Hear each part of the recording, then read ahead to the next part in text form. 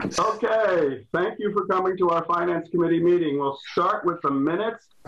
Peg sent them the last time. I'll move that we accept those minutes. Do you want to denote that they are from November 2nd? I didn't recall the date, but thank you. The November 2nd minutes. I got your back. I'll second that. Any discussion? Councilor Riss says yes. Yes. Thank you. And we welcome this evening Councilor Gomez, who's now a new official member of the Finance Committee.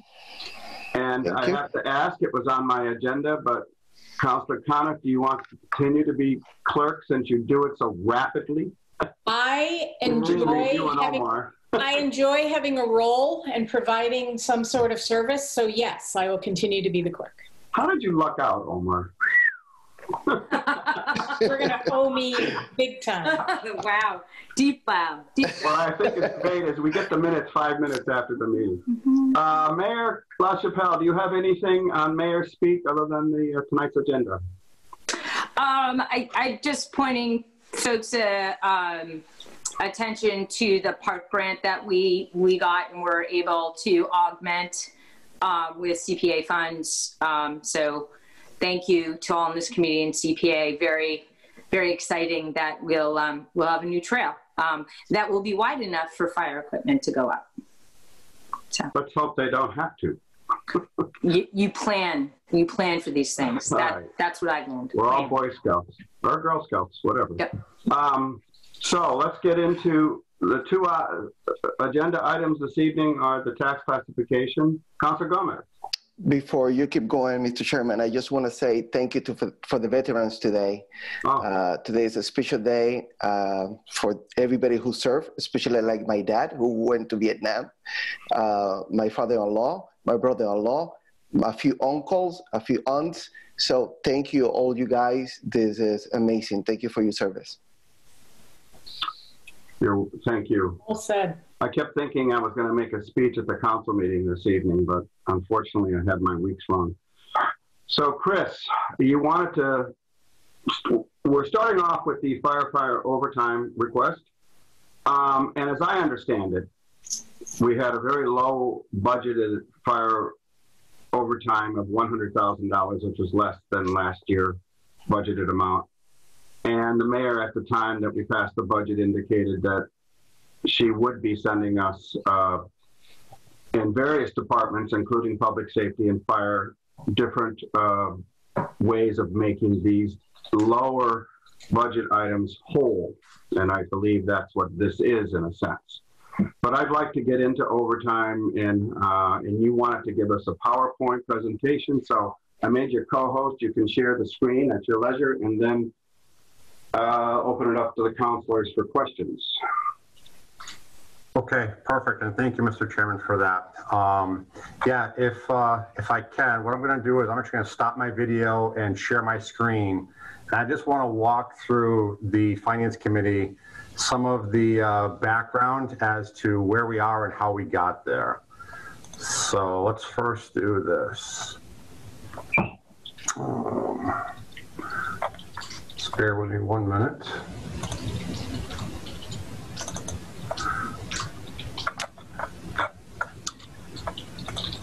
And are you guys seeing my screen yet? No. No, we're not, Chris. Okay, hang on. I think it's coming now. No. Got it. Got it? Yeah. Okay. Are you looking at the slide that says Easthampton City Council on the full screen? Yes. Yes, I like the way it's set up now. It's small enough that I see my screen of the participants as well. Okay, perfect. So obviously, like the chairman opened up, we're here to request $135,000 from free cash to cover that projected overtime deficit for shift coverage for the remainder of this fiscal year that we're in. Just to give people an overview at home and the Finance Committee in general, the fire department actually has 5 overtime line items that's between 2 separate budgets. We have the fire department budget, and there's actually a separate ambulance budget as well. When you look at the fire department overtime line items, One is overtime pay, which is specified for shift coverage, which is what we're here talking about tonight for this transfer request. There's another overtime pay for emergencies, which is more specific for callback for significant events. And then there's a third overtime line item in there for overtime pay for training, which enables us to send personnel off duty for training and upkeep of certification and education. When you look at the ambulance overtime line items, there's really two different line items in that budget. There's overtime pay for ALS and ELS, advanced life support, and obviously emergency medical services. There's actually two contractual positions within the local bargaining unit that oversee some significant sections of the EMS program. So that line item helps pay for them to bring them back off duty. And then there's an overtime pay emergency callback for emergency ambulance coverage as well. So those are kind of, when you break it out, the 5 different line items for overtime. As Councilor Risk kind of alluded to, when you look at just shift coverage, fiscal year 2020, that line item for shift coverage was funded at $150,000. And in the current fiscal year we're in right now, that shift coverage line item was funded at $101,500. At the time that this request was submitted forward to the mayor, we had spent approximately $77,000 of that $101,500.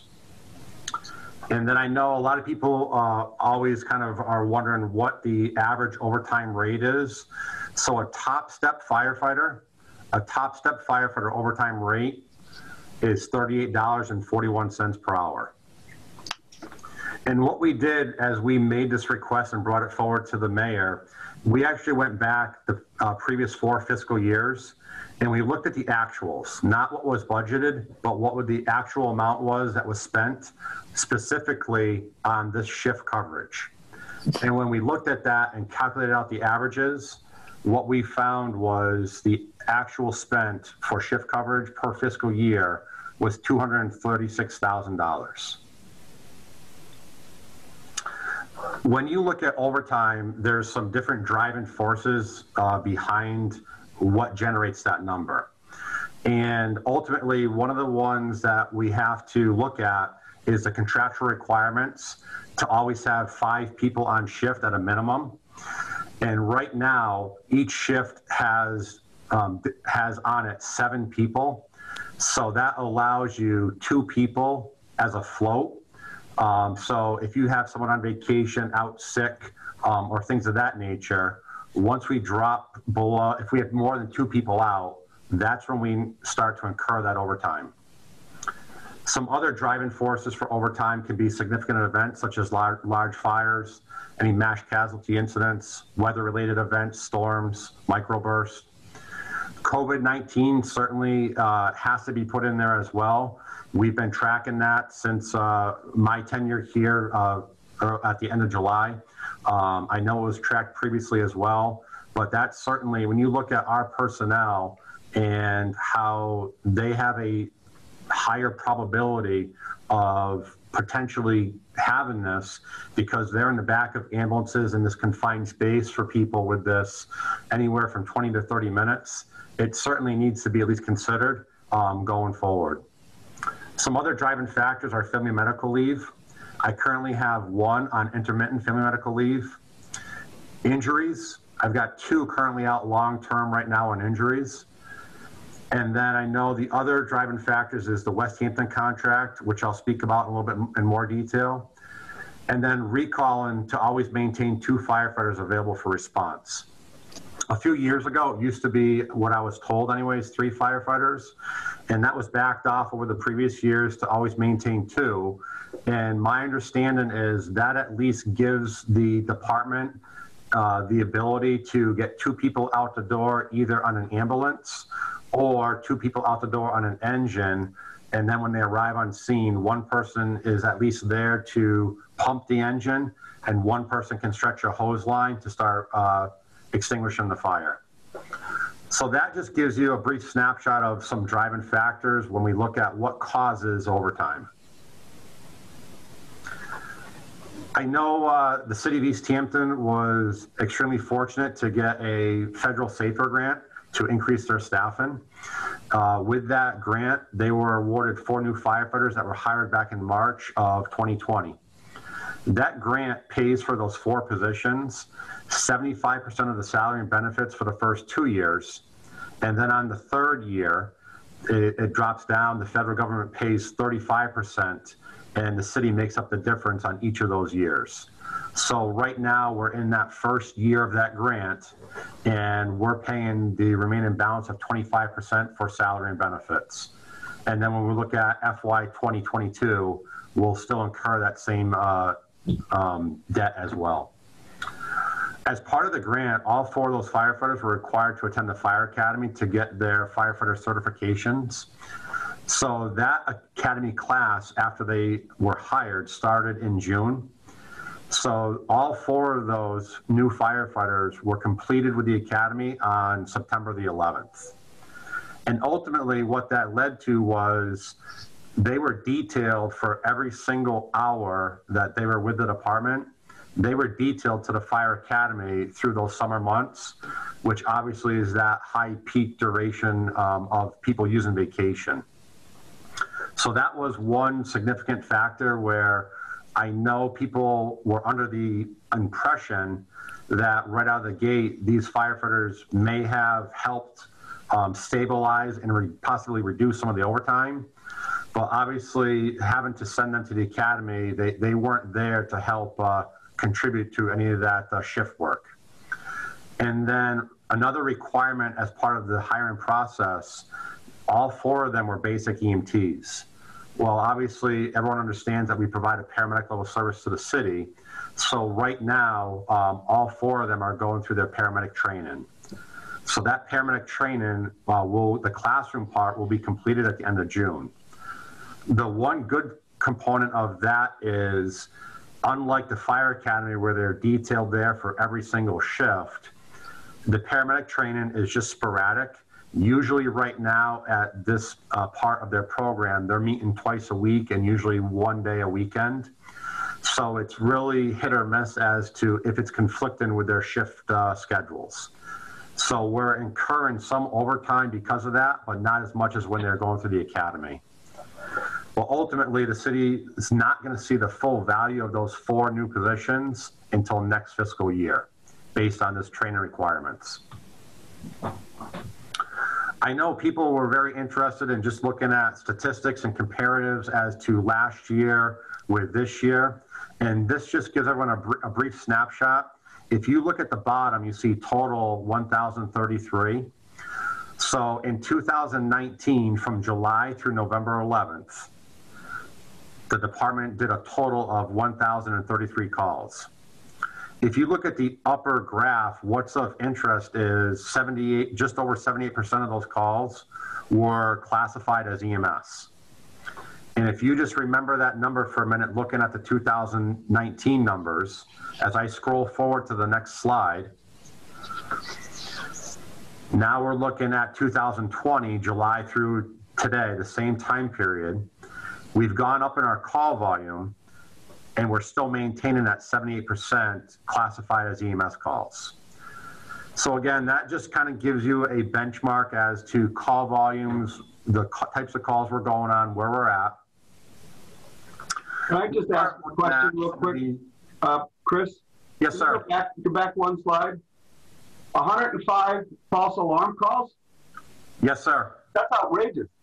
Yeah, and if I go back, there's 116 the previous year. How do we deal? I'm sorry, that just means that you've got two firefighters out or more dealing with a false alarm and they're not in the station. Obviously, we may have to be paying overtime. That's disturbing, but it's not your fault. I just wanted to comment on that when I saw that number. Continue. Thank you. You're welcome. When you start looking at some of those numbers a little bit more in detail, these are the 2019 statistics again for fire and EMS. And again, just of note, you can see in that upper right-hand corner, 2,775 total calls for that calendar year. And again, another question always asked is mutual aid. So we both give mutual aid and we receive mutual aid. So when you look at 2019, we gave mutual aid 169 times. We received it 53 times.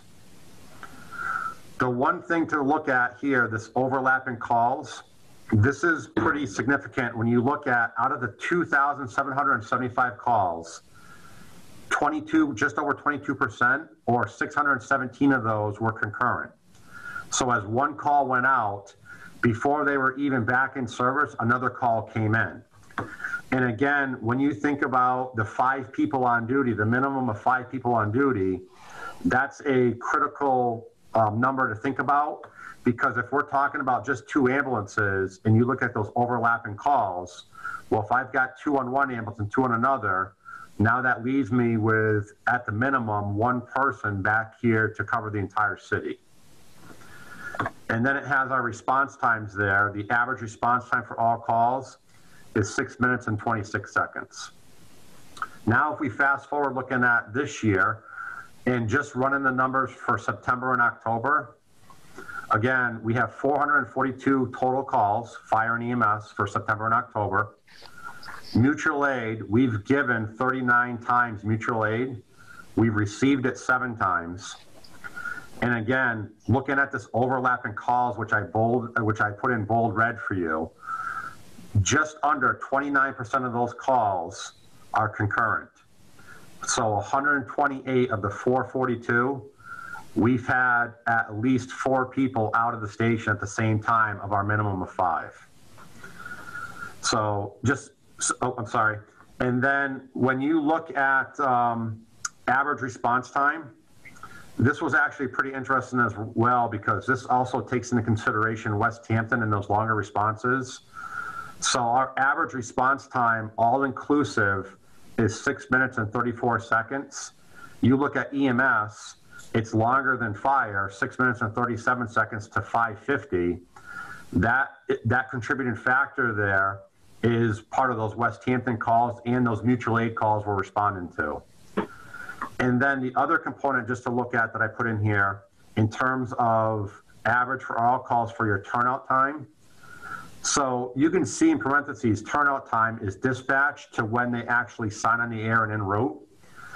The way that the station's configured and the way we staff apparatus, if they have their gear on the engine and they have to go on another ambulance call, it takes a little bit longer for them to get out of the station and start responding because they have to bring their gear with them. So typically it takes from the time we're notified from the alarm going off to the time we sign on the air and en route, it takes about 2 minutes and 18 seconds to get down, get across the apparatus floor, get our gear maybe off the engine, put it on the ambulance, and then start to respond. And I think that's important because if you look back up at that average response time, and that's looking at dispatch to arrival, and the below one's looking at dispatch to en route, it's fair to say if I take 2 minutes off that 6 minutes and 34 seconds, we're averaging, the minute we sign on the air, about 4 minutes and 34 seconds to get on scene. So we're getting there pretty quick when we're in the station. So overlapping calls, significant factor in both staffing and calling back personnel. As some people have come to realize, I like looking at different data points. And we inputted different custom fields in our fire reports. And these 4 categories down the left-hand column are the 4 that we started back in August. So just looking at September right now, in the month of September, we did 218 calls. Out of those 218 calls, 20 of them required a callback, 198 did not. Out of those 20 that required a callback, did the callback get filled? 12 times it did get filled. 8 times it did not get filled. 198 we didn't call back. When you look at how many personnel returned on the callback, I've got my numbers. Did 0 people come back, 1 person come back, 2 come back, or not applicable?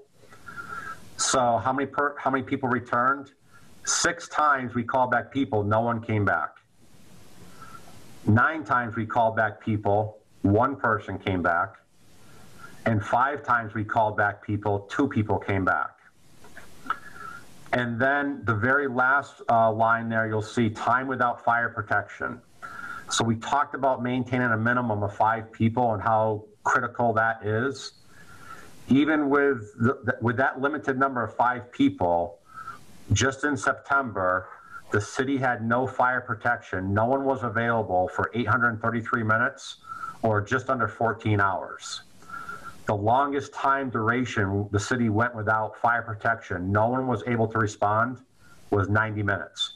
Everyone was tied up on calls. Everyone was out of the station. No one was going to be able to respond if there was a fire. When you look at October, kind of the same data points, did this require a callback? We had 224 calls. 24 of those calls required a callback. Did the callback get filled? 6 times it did. 18 times it didn't. How many personnel returned on the callback? We had 0 people come back 11 times. We had 1 person come back 6 times. And we had 2 people come back 7 times. And then again, for the month of October, time without fire protection, the city had no one available for 506 minutes or just over 8 hours, 8.43 hours. And the longest time duration that the city had no one to respond for any fire protection was 50 minutes. If you look at the top, just last night, 45 minutes last night, we had no fire protection. At around 9:30, 3 people went on a medical call for an overdose, given the severity of that call. All 3 of them had to transport that patient to the hospital. And while those 3 were on that call, another call came in where the 2 other people went on it for a different medical call. So there was no fire protection for 45 minutes last night in the city. So we have a rather large response area. We have the city of Easthampton. We've got the town of Westhampton via contract now. And I talked about mutual aid. So we have agreements with Southampton, Westfield, Northampton, Holyoke through their private ambulance service, Action Ambulance, and Pioneer Valley. And those agreements are all reciprocal as well. As we need services, they respond to us as well. One of the ones that there's been a lot of conversation about the last year is the contract with Westhampton. So that contract is a 3-year contract for fiscal year 21, 22, and 23. For each of those fiscal years, the contract states that the town pays Easthampton $25,000 each year as what I term kind of that retainer fee. They retain our services for that year, and they pay us $25,000 right at the start. In addition, we collect for all the patients we transport from that community. So when that contract was negotiated, part of it was negotiated with the union here as well. And some of the language states that each time we respond to Westhampton, we recall 2 firefighters. That way we maintain the same level of coverage for the city of Easthampton. Of interest was when you look at one of the overtime line items for EMS, which I went over earlier, the FY 2020 budget, there was $20,000 budgeted for EMS recall. For FY 21, in which we took on greater service area and greater call volume, it was decreased to $10,000. So when you look at Westhampton and the approximate calls per year, obviously this being our first year doing it, there's a lot of just projections that we're working off of right now. So if I just look at, for the full fiscal year, we're looking at approximately 90 calls for the year. The full cost to recall for Westhampton based on those 90 calls and using the overtime rates I gave you earlier for a firefighter, you're looking at approximately $24,000. And just to be clear, that's if we had 2 firefighters come back every single time they went to Westhampton.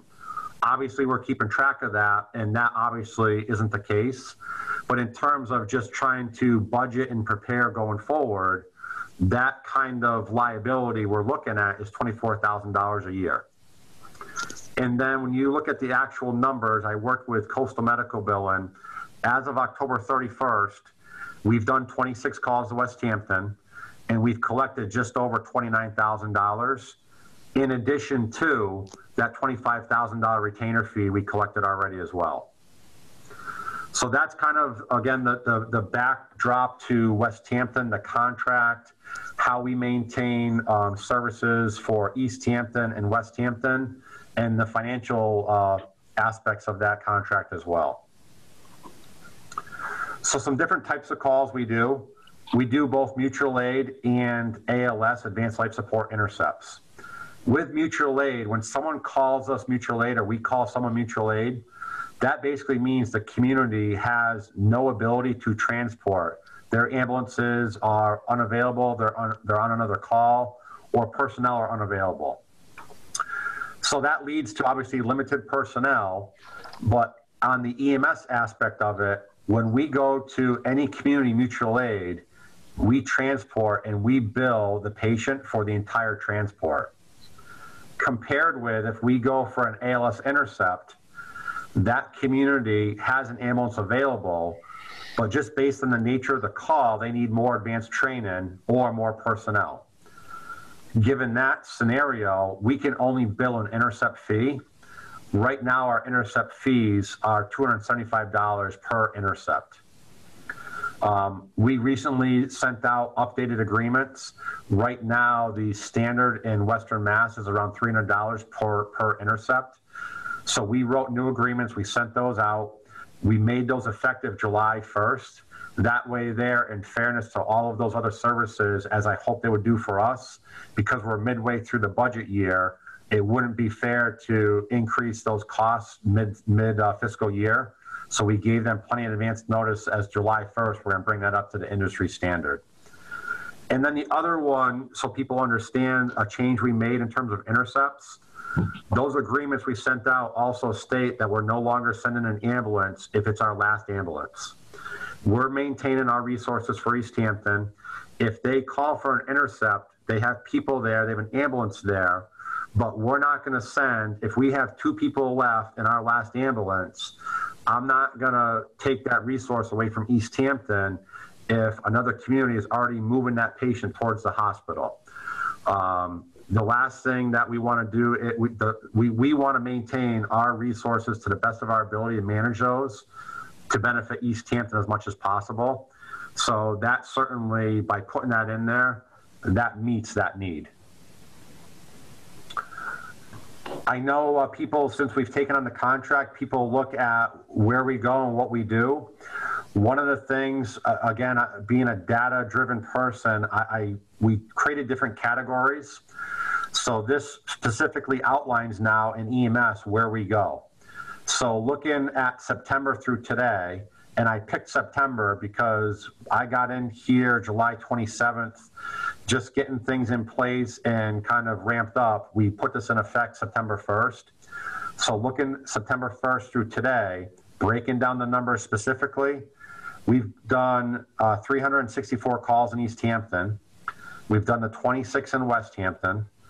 We've done 10 primary mutual aids to Southampton. We've done 7 intercepts to Southampton. We've done 4 mutual aids to Northampton. And we've done 2 mutual aids to Holyoke. And then we've done 2 other miscellaneous ones, probably intercepts to Holyoke. So that helps break down kind of where our resources are going. In terms of facilities, what facilities do we go to? I think it's important for people to, again, understand, I bolded out in red at the top. As a reminder, every EMS transport, you're taking a minimum of 2 firefighters out of our city. So where are they going? Since July through October, 391 times, those firefighters are going to Cooley Dick. 196 times there was no transport, so we go there, we provide services. Maybe it was a lift assist, maybe they were going to drive themselves to the hospital.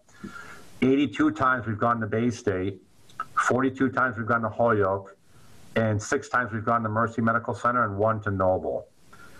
So again, now our firefighters obviously are going out of the city.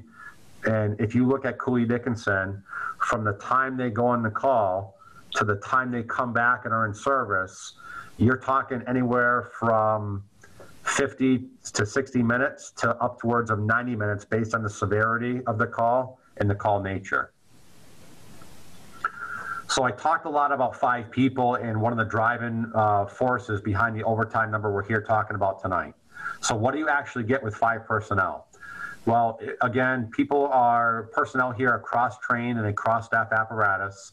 So you could have 3 people on an engine and 2 on an ambulance for your 5. You could have 2 or 3 in an ambulance. I mentioned last night, based on the severity of the call, 3 people were on an ambulance. And you could put 2 on another ambulance. If you have 2 on one ambulance and 2 on another ambulance, you would have 1 remaining.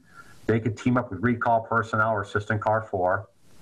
Or you could have 3 on an engine and 2 on another engine or the ladder truck. We've had examples recently going to 108 Everett Street for cooking, smoking a building, which necessitated the engine and the ladder.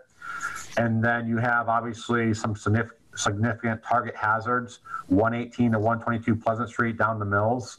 That would empty the entire station with an engine and a ladder. So that gives you kind of a snapshot with 5 personnel and what you get. So obviously it's not practical, it's not realistic for Easthampton to staff or maintain 15 or 16 people round the clock on duty. So what we recently implemented within the last 2 weeks was different partnerships for structure fires. And with those 5 people being on duty at a minimum, that is nowhere near enough to maintain adequate firefighter safety or meet the national response standards for number of personnel in the scene of a fire. So you can see I bolded in red, this is our alarm card, which we recently updated. And as you go through the first alarm, second alarm, third alarm, that basically means the severity of the call is getting worse and worse as you escalate to additional alarms. So we entered into what they call automatic aid agreements with the city of Northampton, Barnes Air National Guard, and Southampton Fire Department. So now for any structure fire on an automatic first alarm, automatic meaning as our resources get toned out, our dispatchers then immediately tone out and they call Northampton for an engine, Barnes Air National Guard for an engine, and Southampton Fire Department for an ambulance. So just unfortunately, we had a fire the other morning and this card came into place. So when you look at our incident reports, based on this, we had 16 people on the scene of that fire and all 16 were working immediately. And we were able to keep that fire going to a second alarm. We were able to contain the fire to the area of origin and not actually get inside the building to create more damage. So some positives. Let's talk revenue for a minute and EMS billing. Right now, Easthampton has a contract with a third-party billing agency. It's Coastal Medical Billing. They're paid on a percentage of what they collect, and that contract currently is 2.99% for what they collect. Billing has a number of different equations to it. Some of it is based on the level of call, the severity. Is it advanced life support? Is it basic life support? The number of different therapies. Did they have to start IVs, give medications, put them on a cardiac monitor? And then mileage. Are we transporting them to Cooley Dickinson Hospital, Bay State Medical? That factors into the equation as well. Other forms of revenue, I talked about the Westhampton contract, the retainer fee along with the billing. We brought in Coastal Medical Billing and they trained all of our personnel. They hadn't been here for about 3 years and they went through with all of our EMS personnel and kind of just reinforced some of the highlights and the necessities needed for clear, concise documentation. So we maintain the highest ability to recuperate some of our costs for providing those services when we bill the insurance companies. Looking at revenue a little bit more specifically, based on one of the auditor's recent reports, fees were up $49,000 and change, largely due to the ambulance agreement with Westhampton and the receipt of $25,000 for the ambulance receipts. So I'm sorry, $25,000 for the ambulance for the Westhampton contract. The ambulance receipts in general are up over $30,000 from last September. $689,000 was used as the ambulance local aid number for fiscal year 2021 budget. And based on the current projections, we're looking at right now of $854,000. And then the last revenue equation is our payer mix. The people we transport, 75% of them are on Medicare, Medicaid. And they basically have, Medicare, Medicaid has fixed fees that you can get reimbursed for. So we can bill the insurance companies whatever you want. You're not going to get that money. It's only up to the rates Medicare set. So what Medicare did starting back in 2013, they implemented this certified public expenditure program. And basically what that is at the end of each fiscal year, you can provide Medicare with all the expenses you put forward for that fiscal year, all the money that you collected that same fiscal year. They run their numbers and their calculations, and they give you back some of the difference, knowing that you probably didn't get the full amount that you incurred to provide those services. So back in September, the city of Easthampton received $79,000 in this CPE program. We just completed it again for last fiscal year, and we're looking at probably another $80,000, and I say June-ish. That's what Medicare is telling us as to when we should receive that. Knowing how Medicare works, I would not anticipate seeing that $80,000 in this fiscal year.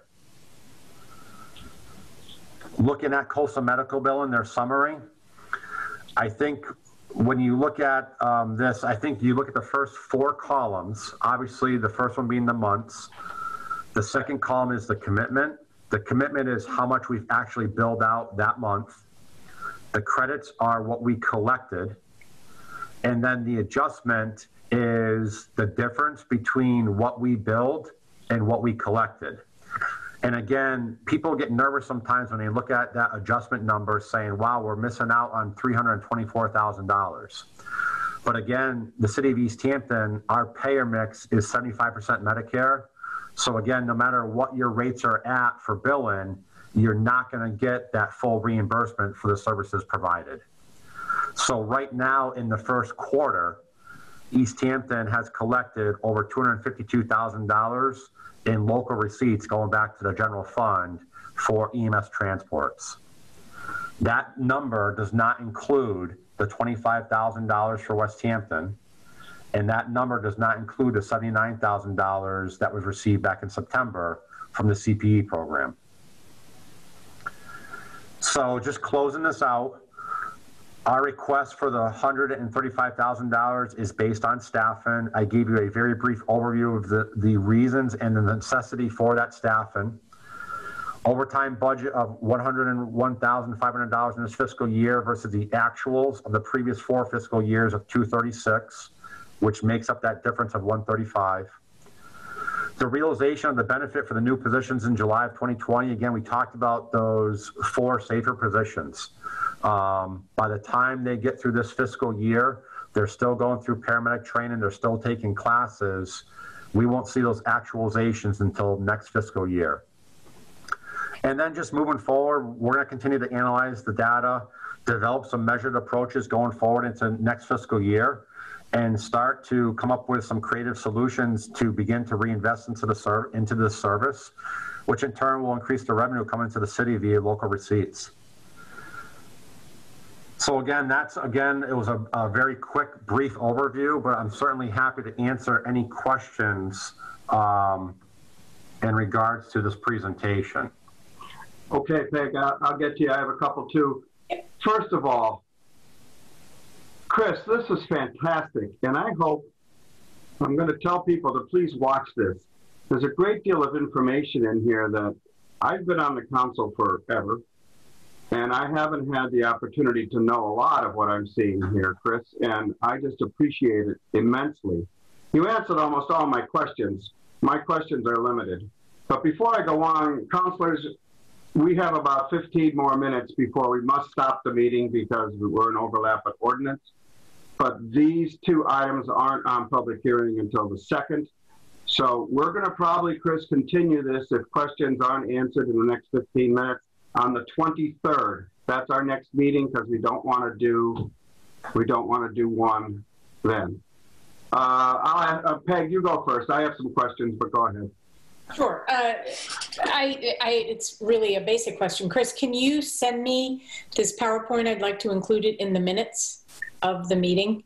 I'll attach it to ours and they can get uploaded for people to read it. I think that would also be helpful in addition to the video. So you've just done like a master class and we'll just save that on the video and we'll make sure that we archive it with the notes.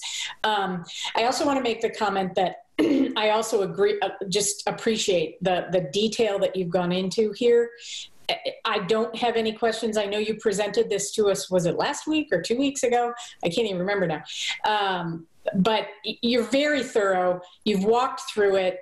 I fully understand the position you're in, the historical reference to some of the numbers. This makes a ton of sense to me, and I have no concerns around this request whatsoever. So thank you for the thoroughness, and I appreciate it. Great job. Thank you. So I have a couple of questions, but I also echo, I had concerns, I don't anymore. This is fantastic. Couple quick ones, and I just want to make sure you understand what you just presented, Chris. When we get the SAFER grant, which it sounds like we're going to have full staffing July 1st, 2021, you'll be able to better maintain 7 personnel shifts. Is that what I'm hearing? I saw that at the beginning of your PowerPoint. Yeah, that's correct, Counselor. So going into the end of this fiscal year, they're going to be finishing up their classroom components for the paramedic training. Once they finish the classroom component, they still have to complete their hospital time where they spend time in the different departments. And then they also have to complete ride time based on state requirements with other services. When I met with these 4 personnel, what I told them and made very clear to them was when they do both their hospital time and their ride time with other services, that needs to be done off duty on their own time. So right now, the city and the department has supported them 110%. And contractually, when they complete and obtain their paramedic certification, they actually get $2,500 each for completing that certification. So my comment to them was, yes, you're completing this ride time and hospital time off duty, but you're going to get that back once you get your paramedic certification. So to answer your question, July 1st, I'll have those 4 new SAFER positions to put towards each shift for staffing purposes. So that logically would reduce overtime because you'll have 7 more times than you don't, and then you don't have to bring in any 2 new firefighters unless you go below 5. So if I understood that, that's fantastic. I love that.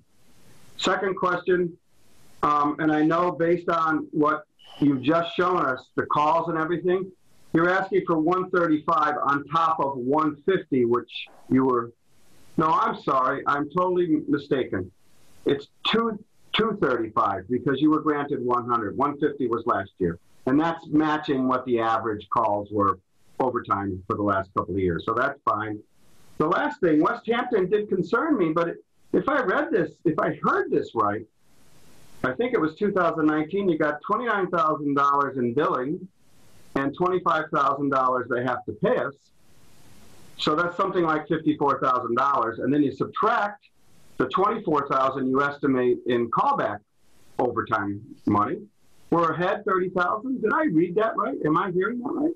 No, you're reading that and hearing it correctly, Counselor. And I think to keep things as simple as possible, I think the easiest way when we explain it to the public is Westhampton pays the city of Easthampton that $25,000 retainer fee. That right there covers that liability of callbacks for contractual agreements. Mm-hmm. And then on top of that, if we're projecting for 90 calls, and we've already collected just under $30,000, and we're a quarter of the way, we're 1/3 of the way through, then we're looking at $90,000 net gain going into local receipts for the city of Easthampton. So it's very profitable, not a cost at all. It is. When you look at that, that was an excellent agreement for the city of Easthampton. And honestly, Westhampton gets a great service out of it. And in terms of getting those resources out there, the quick response time, the reciprocal relationship that they provide us with fire coverage and assist us, that relationship needs to continue to be fostered going forward for both communities. So you keep up the data collection and the analytics, because it really helps the misinformation that's out there. People think we're giving Westhampton free service, which is not true. So thank you so much. And to say you're data-driven is an understatement, but I love it. So thank you. It's analytics like baseball, and I'm sure Omar would agree. It helps us a great deal. Councilor Gomez, you have some questions? And yes, you say it there. You know I love baseball. I coach softball. So let's talk about a few numbers. So I was doing the numbers, and roughly, and the average number overtime per month is around $18,500 per month, kinda. So if I multiply that for the months that we have left at the fiscal year, that will be a total of $148,000 plus the balance that you said that when you do the request was $24,500. So if we keep doing the same scenario every month, if we take that the past few months, like that was the worst scenario that we're gonna have, that number that the request that you're asking, that will be cover the fiscal year 2020, right? 2021, you mean? 2021, sorry. Yeah, so if I understand your question correctly, Councilor, the request of $135,000 will bring us to the budgeted amount of $236,500. And based on the actuals spent over the past 4 previous fiscal years, that would equal those other 4 years. And then when you start looking at you have to be careful when you start looking at how much we've spent over the first 4 months of the fiscal year, because we made it through this peak vacation period, and now you're going to see a little bit of a lull there, but it will pick back up again probably in March. So you won't have a flat equal line for each month in overtime. It will be some peaks and valleys based on when people use vacation and when they don't. But this request is to get us through this entire fiscal year for that shift overtime that I spoke about in the earlier presentation. Okay. And in case that you need a little bit more money, can you use some of the money from the salary that we don't have now, like for the firefighter that retire and the other firefighter that we don't have we're going to have it until December. But after December, we're not going to have another firefighter. And that money, if we don't hire no one else for a couple of months, that we can use that money to cover overtime? Yeah, so right now we're down 1 firefighter position. We're in the process of working and waiting on civil service. They are in the process of administering a new exam, which we can then pull new employees off of that civil service list. And so right now we aren't incurring that cost of the firefighter position. But again, I just want to be careful, this being my first year and tenure going into it, looking at, I mentioned the 2 firefighters that are injured right now, the family medical leave. Those are some significant variables that can quickly make overtime escalate if not managed properly. Okay, thank you. Anything else, Omar? No. Mayor, do you have anything? Mayor LaChapelle, are you there? Maybe she's not. Kevin or Sandy, do you want to add anything? I think we've had all our questions adequately answered. Okay. There's no more. The chief did a good job. I'm happy.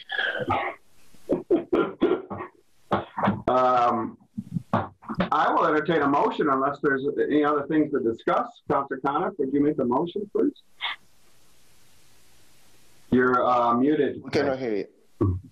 And I was being so eloquent too. I'll make a motion that the Finance Committee make a recommendation to the full council to approve the supplemental appropriation of $135,000 for a firefighter overtime. Second. We have a motion on the floor for $135,000 appropriation for firefighter overtime. Any further discussion? Hearing none. Councillor Coniff? I'm a yes. Councillor Gomez? Yes. And Councillor Riss says yes. So that concludes. We will have a public hearing, Kevin.